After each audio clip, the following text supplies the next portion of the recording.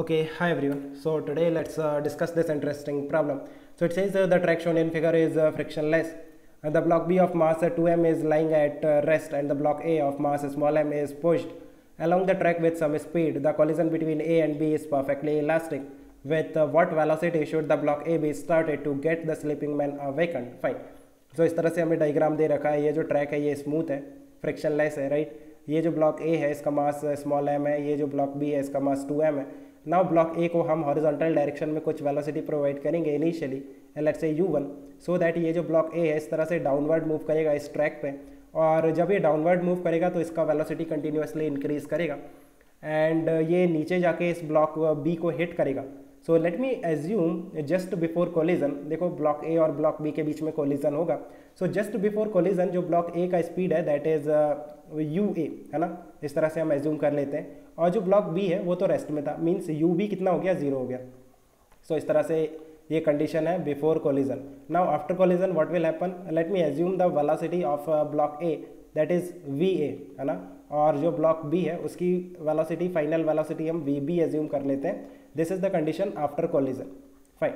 Now आप देखो जो ब्लॉक बी है उसका हॉरिजॉन्टल डायरेक्शन में एक स्पीड आ जाएगा after collision. So block B collision के बाद इस तरह से ऊपर की तरफ मूव करेगा, और जैसे जैसे ये ऊपर की तरफ मूव करेगा इसका वेलोसिटी कंटिन्यूसली डिक्रीज करेगा और जाके ये जो ब्लॉक बी है इस मैन को हिट करेगा. सो लेट मी एज्यूम जो ब्लॉक बी है जब इस मैन को हिट करता है उस टाइम पे जो ब्लॉक बी है उसका स्पीड हो गया कुछ v2. सो हमें क्या कंडीशन लेनी है कि ब्लॉक बी एट लीस्ट जाके इस मैन को हिट कर दे सो दैट ये जो मैन है ये वेकअप हो जाए, राइट. सो कंडीशन क्या लेनी पड़ेगी कि v2 should be at least greater than और equal to 0. This is the condition so that जो ब्लॉक बी है जाके एटलीस्ट मैन को हिट कर जाए, है ना. फाइन. सो हमें ये कंडीशन का यूज़ करके that v2 should be greater than और इक्वल टू 0 हमें u1 पे कंडीशन निकालनी है कि u1 का वैल्यू कितना होना चाहिए. सो उसके लिए हम किस तरह से करेंगे, आप देखो पहले हमें ua निकालना पड़ेगा. सो किस तरह से निकालते हैं आप देखो, इस तरह से ट्रैक है, ये ब्लॉक ए है, इनिशियली यहाँ पे u1 स्पीड था और फाइनली जस्ट बिफोर कोलिजन कितना हो गया, ua हो गया. सो किस तरह से निकालेंगे, देखो वर्क एनर्जी थ्योरम हम यूज़ कर सकते हैं. अगर मैं किसी भी इंस्टेंट पे इस ब्लॉक का फ्री बॉडी डायग्राम बनाऊंगा तो एक तो नॉर्मल रिएक्शन लगेगा और एक फोर्स लगेगा इसका weight mg. Now work energy theorem says that work done by all the forces on the block that should be change in kinetic energy of the block. Now work done by all the forces means work done by normal reaction plus work done by mg that should be equal to change in kinetic energy of the block. Now work done by normal reaction will be 0. Why? किसी भी instant पे आप देखो radius of curvature जो होगा वहाँ से radially inward direction में आपका नॉर्मल रिएक्शन होगा और ब्लॉक का जो डिस्प्लेसमेंट होगा that will be in tangential direction. So normal reaction will always be perpendicular to the displacement of the block. So we can say work done by the normal reaction will be 0. Now work done by mg कितना होगा, mg is the conservative force, so work done by mg will be minus of change in gravitational potential energy of the block delta ug, that is equal to delta k. आप इस equation को अगर rearrange करोगे so you will get delta ug plus delta k is equal to 0 and this is nothing but delta e is equal to 0, that is change in mechanical energy of the block is 0. ये equation हमने काफ़ी बार study किया है कि सिर्फ अगर conservative forces का work होगा देन ब्लॉक का मैकेनिकल एनर्जी चेंज नहीं होगा, right. Fine. So let me expand this equation. Delta ug क्या होगा, mg delta h.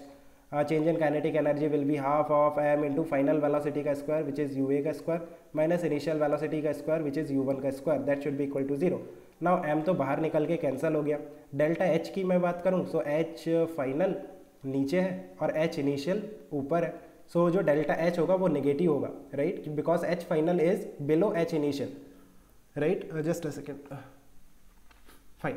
सो आप देखो कि और आप इस तरह से भी कह सकते हो कि ब्लॉक अगर डाउनवर्ड मूव कर रहा है उसका हाइट कंटिन्यूसली डिक्रीज कर रहा है, सो जो डेल्टा एच आना चाहिए वो नेगेटिव आना चाहिए.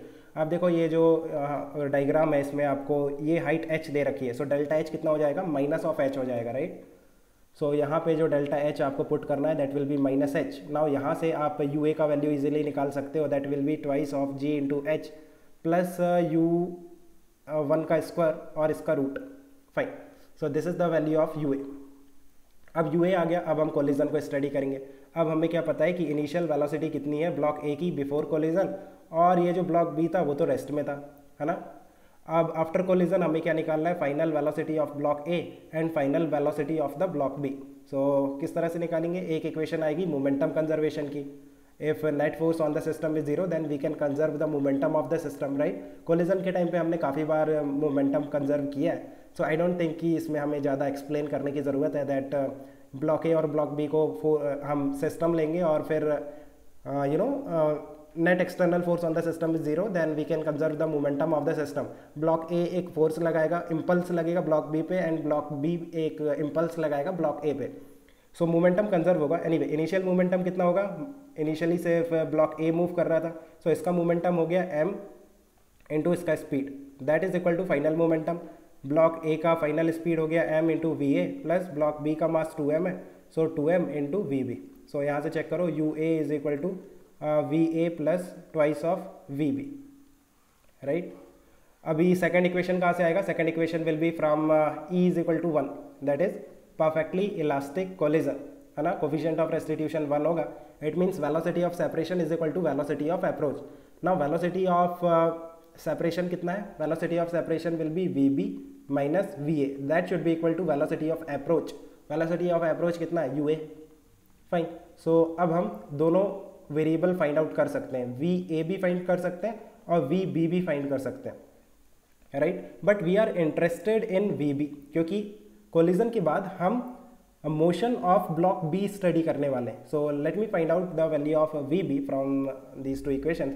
एक काम करते हैं, दोनों इक्वेशन को ऐड कर देते हैं। सो देखो जो वी ए है वो तो वैसे भी कैंसिल हो जा रहा है, thrice of v b that should be equal to twice of u a, right. So यहाँ से चेक करो, वी बी का वैल्यू आ जाएगा 2 यू ए अपॉन 3, और यू ए का वैल्यू हमें पता है, ऊपर हमने निकाला है, राइट। अब इसके बाद क्या करना है, हम जो ब्लॉक बी है उसका मोशन स्टडी करेंगे इस तरह से। ये जो ब्लॉक बी है इसका कोलिजन के बाद कितना स्पीड हो गया, वी बी, और ये इस तरह से मूव करता है, और जब फाइनली इस मैन को हिट करेगा उस टाइम पे इसका स्पीड कितना हो जाएगा, v2। So again work energy theorem हम अप्लाई करेंगे, किसी भी इंस्टेंट पे इसमें दो फोर्सेस लगेंगे, एक तो इसका वेट लगेगा 2mg और एक नॉर्मल रिएक्शन लगेगा, right. So work done by all the forces means work done by normal reaction plus work done by 2mg, that should be equal to change in kinetic energy of the block.